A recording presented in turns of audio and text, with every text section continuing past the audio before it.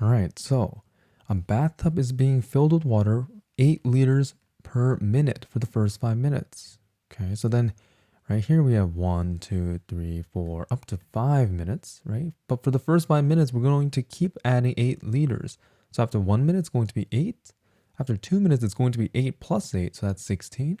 Then we have 24, right? Then we have 32, and then finally we have 40. Okay, so then if I were to graph this, right? So here's my x and y.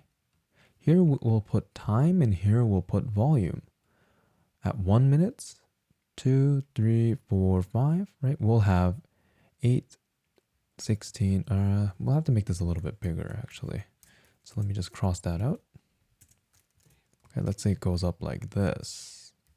Then we have 8, 16, 24, 32, 40. Okay. So then we'll have some pattern like this. Okay, and this one is going to be somewhere here, and this one is going to be somewhere here.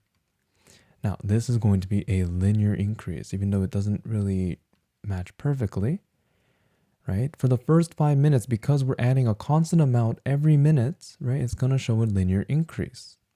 Okay, but right, if you want to figure out after the next 5 minutes, right, how much water there will be after 9 minutes, for example, we cannot calculate that, right? Because we're given that 8 liters per minute is how much water is being filled for the first 5 minutes, right? So for the 6th minute, right, the total volume, right, it could be that there's no water being added at all after 5 minutes. So it could just be a straight line like this, right? But now it's not linear.